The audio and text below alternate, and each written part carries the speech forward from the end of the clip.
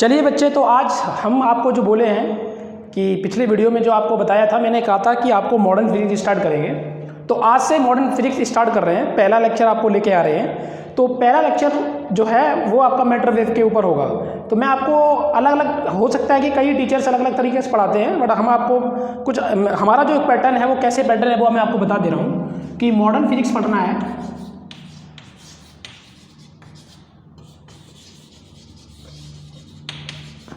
Modern physics पढ़ना है और इसमें हम सबसे पहले स्टार्ट करेंगे matter wave.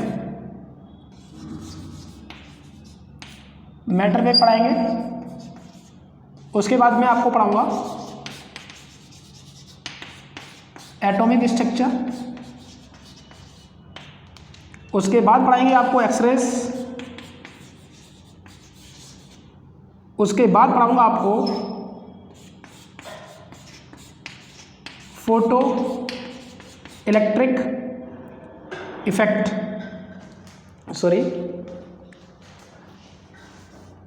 Photo electric effect. उसके बाद पढ़ाएंगे आपको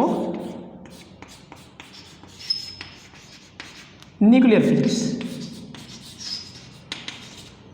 ठीक है, तो इस तरीके से आपको पढ़ाएंगे, एक चैप्टर वाइज इस तरीके से हमें देखना होगा, क्योंकि सबसे बेसिक चीज़ें हैं वो आपका यहाँ पर है मैटर वेव में। क्योंकि लाइट किस तरीके से होती है, लाइट क्या करती है, लाइट का क्या नेचर है, लाइट के अंदर कौन होता है, लाइट किससे मिलके बनी होती है, लाइट, ये सारी बातें होती हैं लाइट के ऊपर, है ना।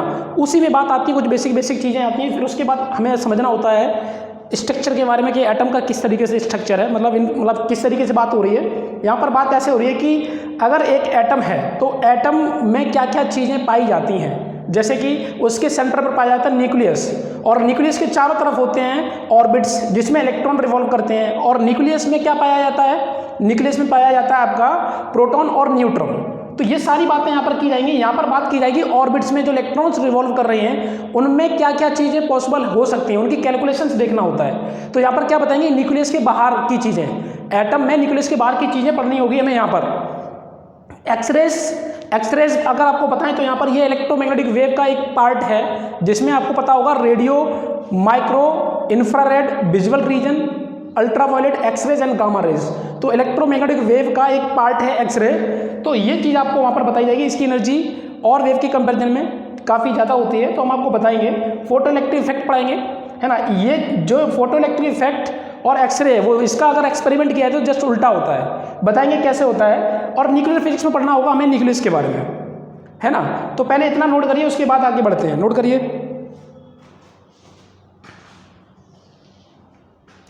चलिए। तो पहला आप हेडिंग डालिए इसमें मैटर वेव। तो मैटर वेव के बारे में पढ़ते हैं, ठीक है। देखिए,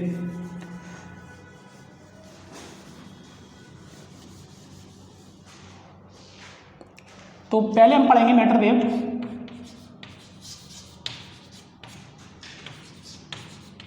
मैटर वेव इसको बोलते हैं हम dual nature of matter, dual nature of matter. अब मैटर की सीधी सी बात, मैटर के बारे में बात हो रही है तो एक पार्टिकल के बारे में बात हो रही है। एक पार्टिकल का ड्यूअल नेचर शो किया जाता है। तो सबसे पहली बात है कि पार्टिकल के नेचर, पार्टिकल का जो नेचर है वो ड्यूअल नेचर है। तो ये ड्यूअल नेचर होने से पहले ये किसके बारे में ड्यूअल नेचर बताए थे। तो सबसे पहला जो डिस्कशन हुआ था मॉडर्न फिजिक्स में मैटर वेव के ऊपर जो बात हुई थी वो सबसे पहले हुई थी फोटोन, मतलब बेसिकली लाइट के ऊपर आप कह सकते हो। तो लाइट पर बात किया गया था, लाइट बोली गई थी ये कि ड्यूअल नेचर होती है। अब लाइट ड्यूअल नेचर कैसे होती है, तो एक पार्टिकल नेचर शो करती है और एक वेव नेचर शो करती है। तो शुरुआत की आपको कुछ कहानी इसकी बताते हैं। जब शुरुआत में जब इन्होंने लाइट को जब ड्यूअल नेचर घोषित किया, उससे पहले सबसे पहले जो शुरुआत जहाँ से हुई थी वहाँ पर सबसे पहले जो बात हुई थी वो ये हुई थी कि लाइट जो है वो एक वेव है। लाइट एक क्या है, एक वेव है। तो वेव किस किस थ्योरी के द्वारा प्रूफ की गई थी, तो वो थ्योरी की थी इंटरफ्रेंस, ये आपको पढ़ने को मिलता है या शायद आप पढ़े भी होंगे। तो इंटरफ्रेंस, डिफ्रैक्शन, ये सारी चीज़ें हमारे सिलेबस में हैं। तो पहले सबसे पहले लाइट को वेव नेचर प्रूफ किया गया। तो अब किस थ्योरी के द्वारा, इंटरफ्रेंस, डिफ्रैक्शन एंड पोलराइजेशन, इन तीन थ्योरियों के द्वारा जो हमारे सिलेबस में है, इन तीन थ्योरियों के द्वारा अगर हम बात करें तो लाइट को वेव नेचर घोषित कर दिया था। पूरी दुनिया मानने लगी थी कि ये एक वेव है, लाइट एक वेव है। लेकिन बाद में पहली बार 1905 के आसपास पहली बार फोटो इलेक्ट्रिक इफेक्ट जब एक्सपेरिमेंट किया गया तो लोगों को पता चला कि लाइट एक पार्टिकल भी है, लाइट एक पार्टिकल भी है। और लाइट का पार्टिकल होता कौन है? फोटोन। लाइट का पार्टिकल कौन होता है? फोटोन। तो ये बात जो है पहली बार 1904 या 1905 के आसपास ये आइडिया लगा था कि लाइट भी एक पार्टिकल है। और लाइट का पार्टिकल होता कौन है? फोटोन होता है। तो उससे पहले जो बात चल रही थी पूरी की पूरी कम से कम दो शताब्दी आप कह सकते हो कि लोगों ने यही माना। लगभग 16वीं सेंचुरी के आसपास ये स्टार्ट हुआ था वेव नेचर मानना।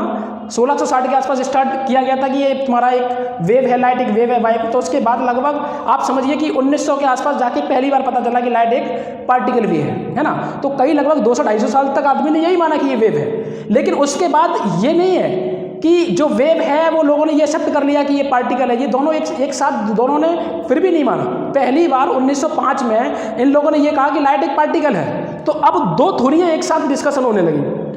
कुछ लोगों का मत ये था कि ये एक वेव है, कुछ लोगों का मत यहाँ पर ये स्टार्ट हो गया था फोटो इलेक्ट्रिक इफेक्ट के एक्सपेरिमेंट के द्वारा कि ये एक पार्टिकल है। लेकिन अभी लोगों ने एक्सेप्ट ये नहीं किया था कि ये पार्टिकल और वेव दोनों ही हैं। ये बात अभी तक लोगों ने एक्सेप्ट नहीं करी थी। 1905 तक ये चीज़ एक्सेप्ट नहीं की गई कि लाइट जो है वो पार्टिकल भी है और एक वेव भी है। अब यहाँ पर दो मत स्टार्ट हो गए थे 1905 के आसपास। क्या मत हो गए थे? वेव से पहले चले आ रहा था, जिन लोगों ने मान लिया वो वेव हो गई। और फोटो इलेक्ट्रिक इफेक्ट जो आइंस्टीन ने जो एक्सपेरिमेंट किया वो उसके द्वारा जो एक्सपेरिमेंट किया गया तो वहाँ पर लोगों ने क्या मान लिया? वहाँ पर लोगों ने ये मान लिया कि पार्टिकल है। तो आइंस्टीन के मानने वाले उनके फॉलोअर्स हैं, वो लोगों ने क्या मानना स्टार्ट कर दिया कि लाइट एक पार्टिकल है। लेकिन अभी तक ये लोगों ने एक्सेप्ट नहीं किया कि ये दोनों एक ही चीज़ है। इसको पहली बार जो लेके आए वो लेके आए डी ब्रोगली। डी ब्रोगली ने ऐसे ही बोल दिया हाइपोथेसिस। डी ब्रोगली का एक हाइपोथेसिस है। हाइपोथेसिस का मतलब ये नहीं होता कि वो एक्सपेरिमेंटल प्रूफ्ड है। एक्सपेरिमेंट तो जो प्रूफ किया गया था, डी ब्रोगली का जो एक्सपेरिमेंट किया गया था वो डेविंसन जर्मर के द्वारा किया गया। डी ब्रोगली ने हाइपोथेसिस का मालूम होगा आपको, एक सर बोल देना, कह देना, एक ऐसा मानना। लेकिन हाँ, जो डी ब्रोगली हाइपोथेसिस है वो रियल में एक ट्रूथ भी निकला, वो सत्य भी निकला। वो किसके द्वारा ये प्रूफ किया गया कि डी ब्रोगली ने जो बात बोली, डी ब्रोगली ने बोला क्या था वो पहले आप सुनिए कि डी ब्रोगली ने ये बोला कि अगर कोई पार्टिकल है तो वो वेव भी होगा। अगर कोई पार्टिकल है तो वेव भी होगा। ये नहीं बोला उन्होंने डी ब्रोगली ने कि अगर कोई वेव है तो पार्टिकल होगा, नहीं। अगर कोई पार्टिकल है, अगर वो किसी वेलोसिटी से चलता है तो उसमें वेव एसोसिएट होती है। ये बात डी ब्रोगली ने बोला था। बात समझ आ रही क्लियर? तो ये बात है। तो डी ब्रोगली ने ये कह दिया कि अगर कोई पार्टिकल है, अगर वो किसी स्पीड से चलता है तो उसमें वेव एसोसिएट होती है, मतलब वेव के साथ वो आगे बढ़ता है। मतलब ये बात कन्फर्म हो गई कि कोई पार्टिकल है तो वेव भी है। तो इन्होंने लिंक तो कर दिया था, इन्होंने लिंक तो दे दिया था कि अगर कोई पार्टिकल है तो वेव भी होगी, और कोई वेव है तो पार्टिकल ऑटोमेटिकली प्रूफ हो गया, है ना। तो अब देखिए, तो यहाँ पर क्या हुआ, तो लेकिन ये कहानी सिर्फ बोलना ही सब लोगों के हिसाब से ये एक्सेप्ट नहीं की जा सकती थी कि आइंस्टीन के हिसाब से जो लोगों ने बोला था वो पार्टिकल बोल रहे थे, और डिफ्रैक्शन, इंटरफेरेंस और जो पोलराइजेशन के द्वारा तो जो वेव थी। तो अब पहली बार डी ब्रोगली बोल दिया कि अचानक ऐसे ही कोई जैसे हम लोग आपस में फ्रेंड बैठे हैं और आके कोई बीच में आके बोलने लगे कि ये पार्टिकल भी हो सकता है, वेव हो सकता है, तो लोगों के लिए एकदम डायरेक्ट एक्सेप्ट करना बहुत मुश्किल था। लेकिन जब पूरी की पूरी दुनिया मानना स्टार्ट की वो तभी की जब डेविंसन और जर्मन ने डी ब्रोगली का जो इन्होंने हाइपोथेसिस दिया वो उन्होंने 100% प्रूफ कर दिया कि डी ब्रोगली ने जो बात बोली वो 100% ट्रुथ है। ये किसने प्रूफ किया था कि डी ब्रोगली ने बोला कि वेव और पार्टिकल एक ही बात है, अगर कोई पार्टिकल है तो वो वेव पार्टिकल भी होगा, वेव भी होगा। ये डी ब्रोगली ने तो बोला था, लेकिन ये सत्य मतलब कैसे मान लेता कोई बिना प्रूफ के? तो प्रूफ करने वाला कौन था? डेविंसन जर्मर। तो डेविंसन जर्मर ने ये एक्सपेरिमेंट किया था और ये बता दिया था कि जो डी ब्रोगली ने जो बोला वो हाइपोथेसिस नहीं है। अब जो है वो पूरा का पूरा उनका एक कह सकते हैं प्रिंसिपल है, कह सकते हैं कि बिल्कुल एक एक्सपेरिमेंटल चीज़ है। जो उन्होंने बोला वो सत्य है, वो गलत नहीं है। तो वो हाइपोथेसिस बाद में लोगों ने हाइपोथेसिस बोलना बंद कर दिया। हाइपोथेसिस का मतलब क्या है कि अगर कोई भी चीज़ सिर्फ कल्पना कर लेना कि ऐसी चीज़ होगी, लेकिन बाद में वही कल्पना अगर किसी एक्सपेरिमेंट के द्वारा प्रूफ हो जाए कि वो बिल्कुल सत्य, फिर वो उसे हाइपोथेसिस बोलना ठीक नहीं है। तो क्या बात समझ आ रही है? तो ये यहाँ तक कहानी इनकी थी। तो हम आपको एक एक करके बात बता रहे हैं कि क्या क्या इसमें है। तो ये जो कहानी है वो इसकी जो है सत्यता वो तो यही है। अब इस पर एक एक बातें हम करते जा रहे हैं। तो देखिए, पहले यहाँ पर बात करते हैं पहले लाइट के लिए। अगर लाइट के बारे में बात करें तो लाइट सबसे पहले जो स्टार्ट किया गया वो बात किया गया कि ये एक वेव है। लाइट एक क्या है? एक वेव है, और पार्टिकल भी है, लेकिन पार्टिकल बाद में आया। तो वेव को प्रूफ करने किस थ्योरी के द्वारा प्रूफ किया गया? जो मैंने अभी आपको बताया, कि इंटरफेरेंस, डिफ्रैक्शन, और ये तो सिलेबस में आपके सभी चीज़ हैं जो मैं आपको लिख रहा हूँ। ये आप जब वेब पढ़ोगे, ये मतलब ऑप्टिक्स पढ़ोगे तो आपको ये सब मिलेगा, इंटरफेरेंस भी मिलेगा, वेव ऑप्टिक्स, उसी में ये आपको ये पूरे के पूरे, अगर ऑप्टिक्स में बात करो, डिफ्रैक्शन भी पढ़ने को मिलता है, और पोलराइजेशन। ठीक है, तो इनके द्वारा लाइट का वेव नेचर मतलब प्रूफ होता है, और हम लोगों ने पढ़ा भी है ये चीज़, बिल्कुल सत्य है। पार्टिकल नेचर किसके द्वारा प्रूफ किया जाता है, तो उस चीज़ को भी सुन लीजिए। तो पहले तो फोटो इलेक्ट्रिक इफेक्ट हो ही गया,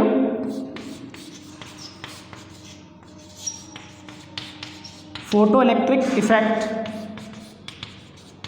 उसके बाद एक आता है कॉम्पटन इफेक्ट। मैं अभी आपको बताऊंगा, कॉम्पटन इफेक्ट हमारे सिलेबस में नहीं है, बट हम थोड़ा सा आपको बताएंगे कि कैसे पार्टिकल इसको बताता है, ये पार्टिकल है। और यहाँ पर है ब्लैक बॉडी रेडिएशन। इनके द्वारा पार्टिकल नेचर प्रूफ किया जाता है क्या, किसका, लाइट का, कि लाइट एक पार्टिकल है। ये किसके द्वारा प्रूफ किया गया, photo electric effect, Compton effect और ब्लैक बॉडी रेडिएशन के द्वारा, है ना। तो पहले आप इतना नोट करिए, फिर मैं आपको बताऊंगा। ये तो हमें सिलेबस में, हमारे सिलेबस में है, फोटो इलेक्ट्रिक इफेक्ट भी हमारे सिलेबस में, और हीट में भी पढ़ते हैं ब्लैक बॉडी रेडिएशन। हमें एक टर्म नहीं पता है कॉम्पटन इफेक्ट, तो मैं आपको थोड़ा सा बताते हैं कि कॉम्पटन इफेक्ट क्या है। तो पहले नोट करिए, फिर बताते हैं, नोट करिए।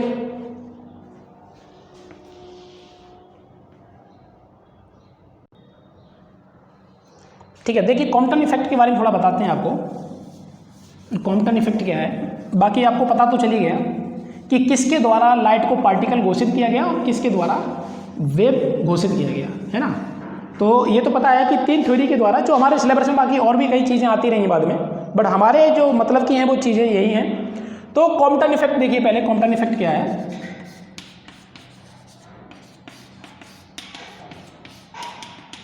कॉम्पटन स्कैटरिंग भी बोलते हैं इसे, कॉम्पटन स्कैटरिंग बोलते हैं। देखिए क्या चीज़ है, जैसे कि मान लो एक इलेक्ट्रॉन है, ठीक है, और ये रेस्ट पर है, ठीक है, रेस्ट पर है, और इसके सामने एक फोटोन छोड़ा गया।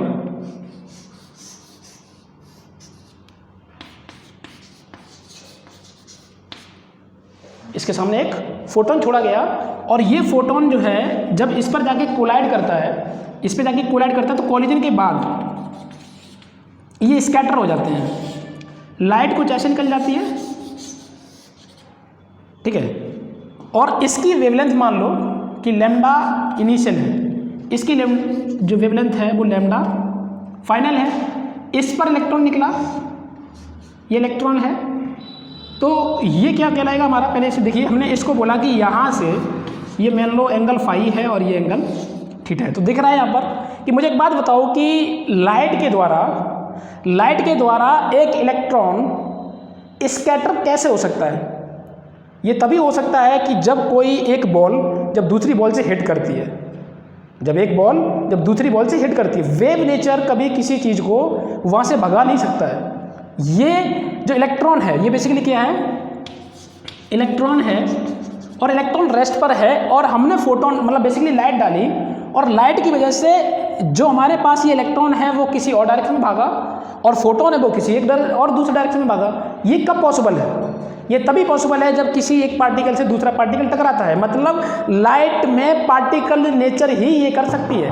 और लाइट का पार्टिकल नेचर कौन है, लाइट का पार्टिकल होता है फोटोन। ये मैं आपको वही बताना चाह रहा हूँ कि फोटोन जब इस पर टकराता है तो स्कैटर करता है। तो सीधी सी बात है, अभी मैं आपको बता रहा था कि लाइट का पार्टिकल नेचर किसके द्वारा प्रूव किया गया, तो हमने आपको बताया photo electric effect, Compton effect और ब्लैक बॉडी रेडिएशन। तो कॉम्पटन इफेक्ट क्या बता रहा है, यही तो प्रूफ कर रहा है कि इसका पार्टिकल है, लाइट एक पार्टिकल है, यही तो प्रूफ किया ये।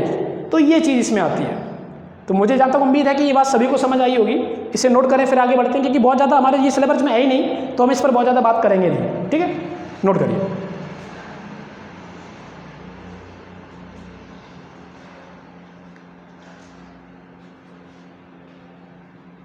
चलिए आगे देखिए।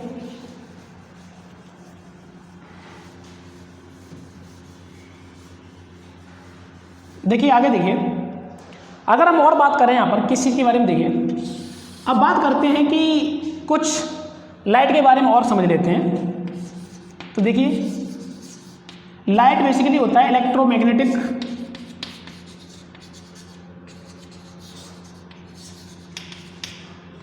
वेव, इसको रेडिएशन भी बोल सकते हैं।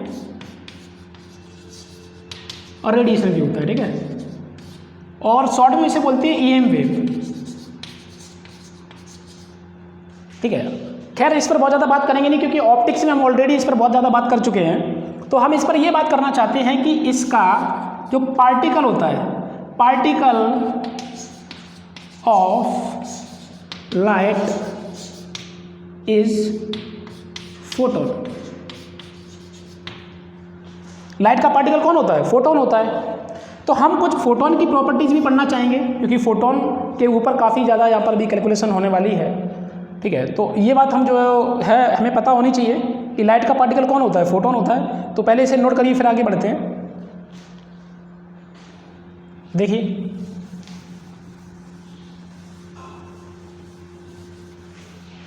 अब बात करते हैं यहाँ पर, देखिए property of photons, properties of photon, ठीक है। तो सबसे पहली बात कि ये इलेक्ट्रिकली न्यूट्रल होता है।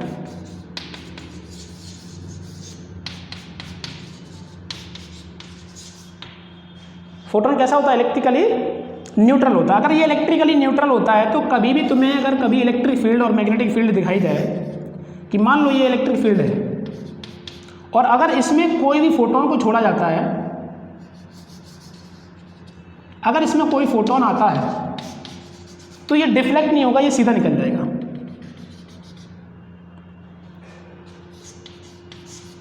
अनडिविएटेड, इसमें कोई भी डिफ्लेक्शन नहीं होगा। बिल्कुल ऐसी सेम बात इसमें होगी कि अगर हम बात करें कि यहाँ पर मैग्नेटिक फील्ड है और अगर इसमें भी फोटोन को अगर छोड़ा जाए तो ये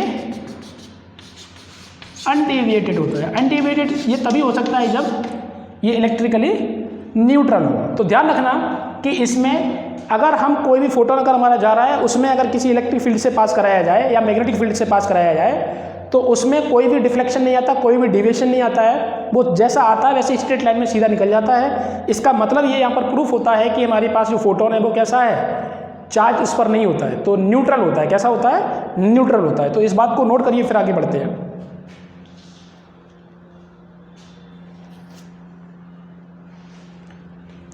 देखिए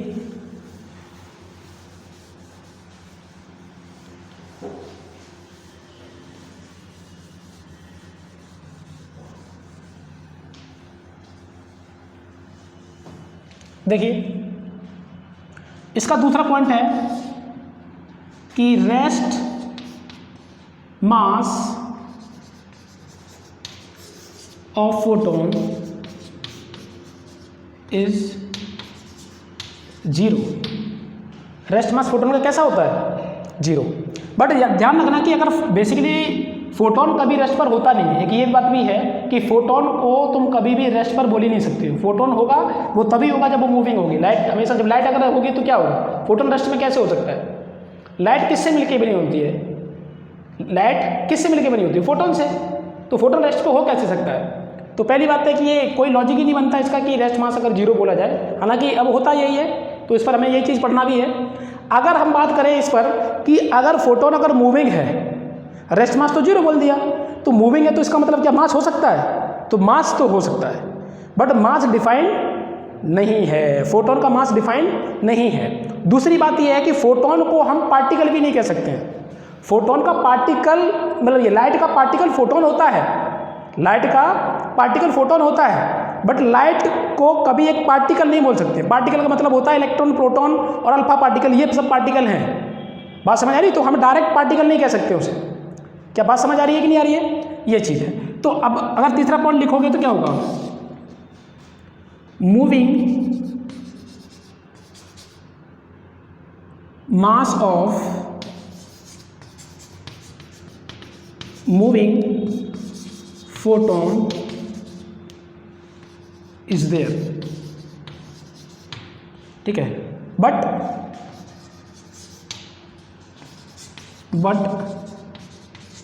वी कांट डिफाइन, ठीक है। ये बात पता होनी चाहिए तो पहले इतना नोट करिए, फिर आगे बढ़ रहे हैं। नोट करिए, देखिए चौथा पॉइंट देखिए इसका। चौथा पॉइंट ये है कि फोटोन की एनर्जी तो कंजर्व रहेगी, बट फोटोन कंजर्व होने की कोई भी गारंटी नहीं है। फोटोन, जैसे कोई भी फोटोन्स जा रहे हैं, किसी भी सरफेस पर पड़ रहे हैं, तो उस पर एनर्जी कंजर्व होने, तो हम कह सकते हैं कि एनर्जी कंजर्व होगी, बट फोटोन्स कंजर्व होंगे हम कह भी सकते हैं और नहीं भी कह सकते हैं। ये डिपेंड करेगा, क्योंकि फोटोन्स अगर वो बिल्कुल एब्जॉर्ब कर लिया गया तो फिर उसमें फोटोन्स की क्वांटिटी खत्म हो जाएगी, लेकिन एब्जॉर्ब किया हुआ फोटोन की एनर्जी तो बढ़ेगी ना, तो एनर्जी तो कंजर्व रह सकती है, बट फोटोन्स कंजर्व रहें इसकी कोई भी गारंटी नहीं है। लिख लो इस बात को, energy conserve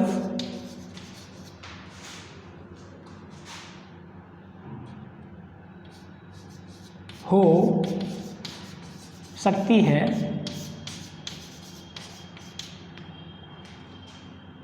but photon conserve होने की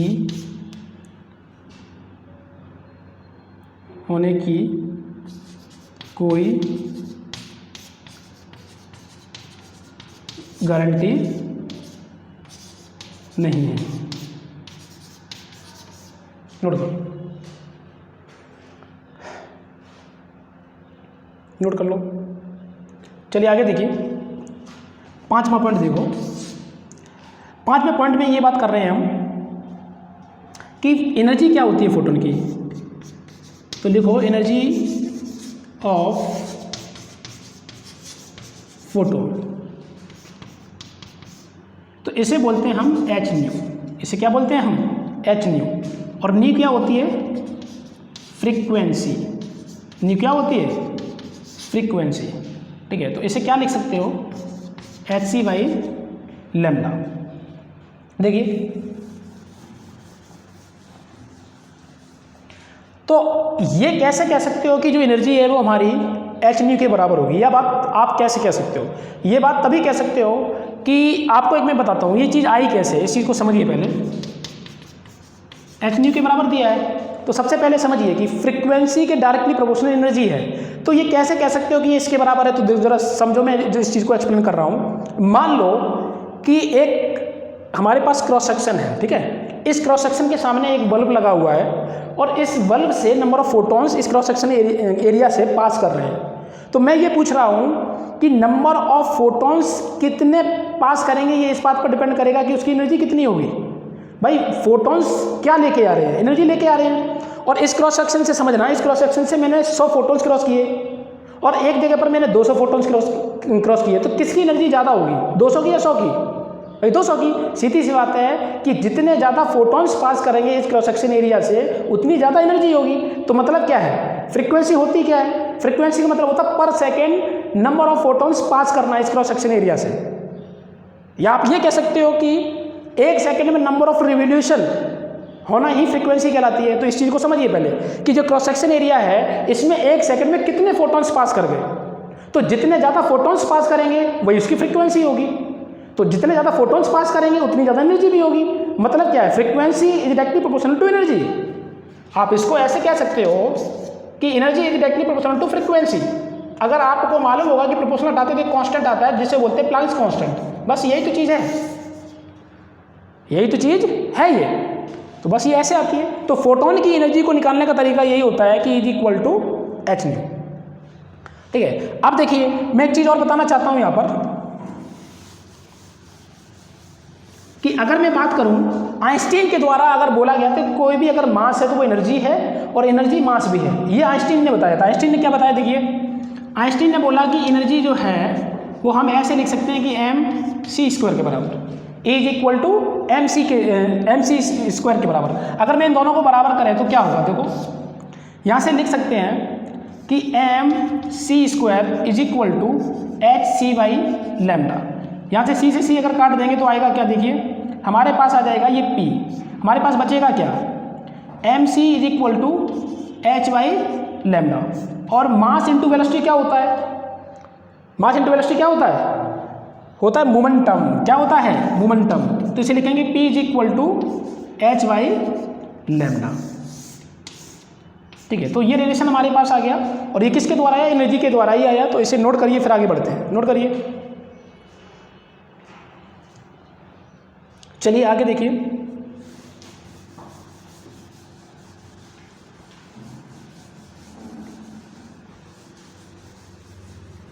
देखिए एक चीज़ और है कि टोटल एनर्जी अगर किसी भी पार्टिकल के लिए बोली गई तो क्या बोली गई, ये हमारे सिलेबस में नहीं है, बट हम थोड़ी सी चीज़ें आपको बता रहे हैं। उससे ही हमारे पास वो इक्वेशन आती है जो मैं आपको बताने वाला हूँ। देखिए हमारे पास अगर बात करें,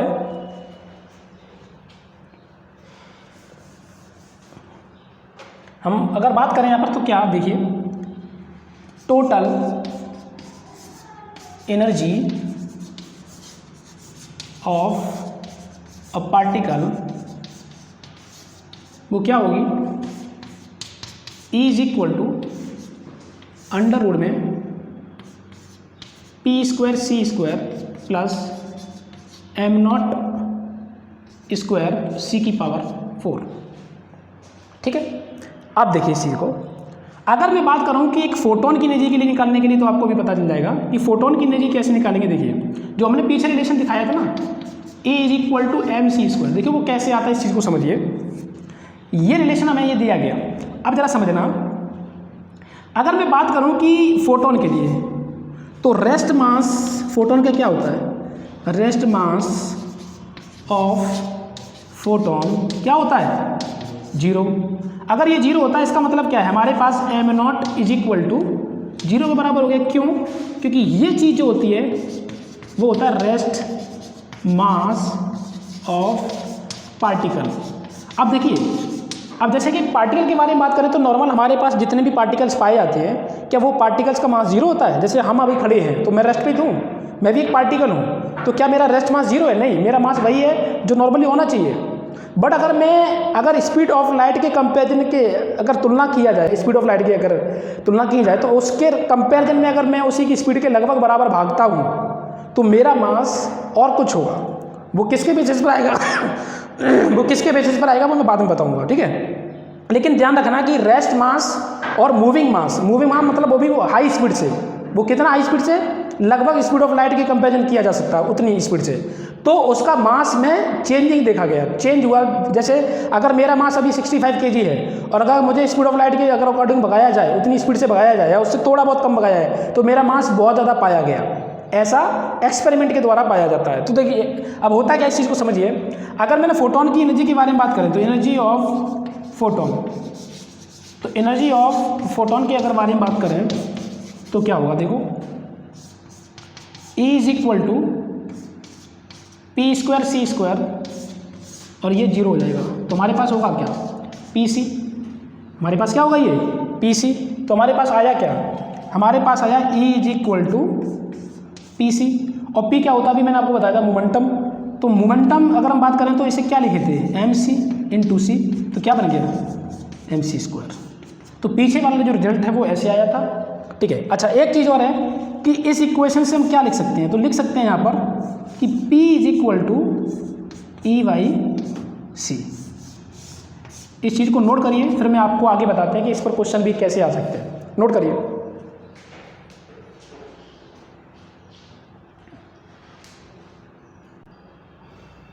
चलिए आगे देखिए।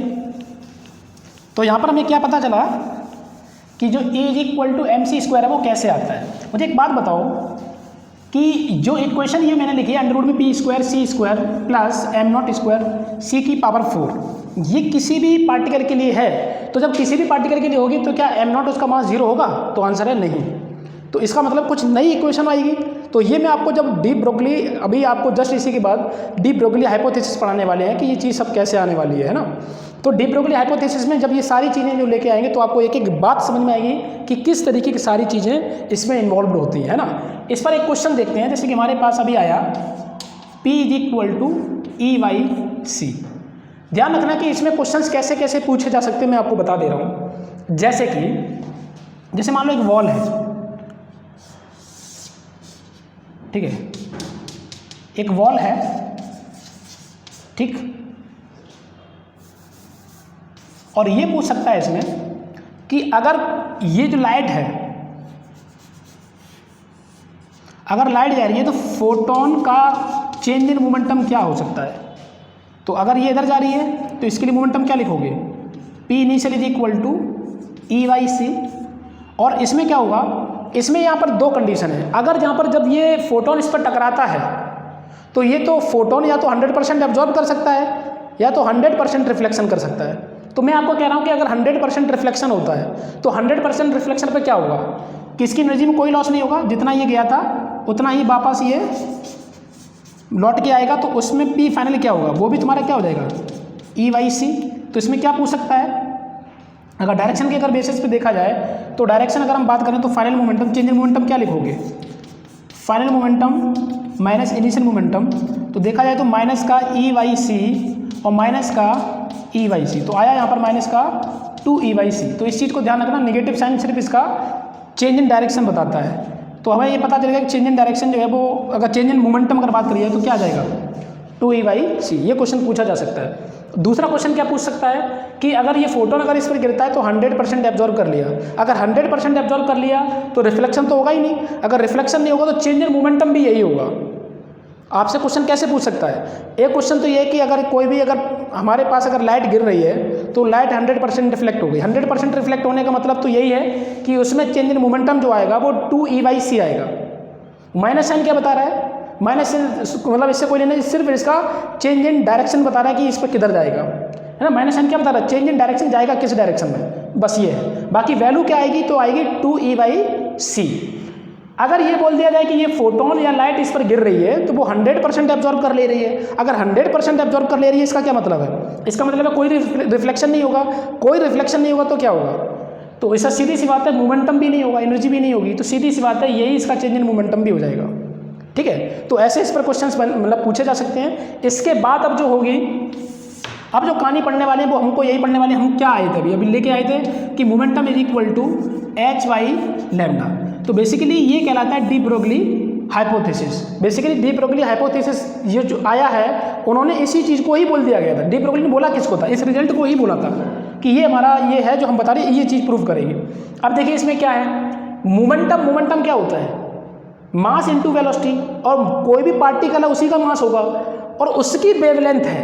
तो मैं आपको जो बोल रहा था, मैं क्या बोल रहा था, मैं कह रहा था कि डी ब्रोगली ने ये बोला कि डी ब्रोगली क्या बोला था, डी ब्रोगली ने ये बोला कि अगर कोई पार्टिकल है, अगर वो किसी स्पीड से चलता है तो मोमेंटम बन गया, तो वो वेव एसोसिएटेड होगा, तो बिल्कुल वेवलेंथ है। तो ये बात डी ब्रोगली ने बोली थी। ठीक है, तो अभी तक की जो कहानी पढ़ी है वो मैंने यही पढ़ी जो मैंने आपको सबसे शुरुआत की 5 मिनट जो लगभग मैंने बोला था, वो जो आपको बताया था कि क्या होने वाला है, वो अभी तक की कहानी मैंने आपको वही बताई है। अब डी ब्रोगली बताएंगे कि अगर कोई पार्टिकल है, अगर वो किसी स्पीड से चलता है तो कैसे वेव आती है, उसकी कैसे वेवलेंथ आती है। तो ये मैं आपको नेक्स्ट लेक्चर में बताएंगे। ठीक है, तो अभी तक के लिए इतनी बेसिक चीज़ें हैं, उसके बाद जो है हम ये देखते हैं नेक्स्ट लेक्चर में देखते हैं। ठीक है, ओके, ठीक है, बाय।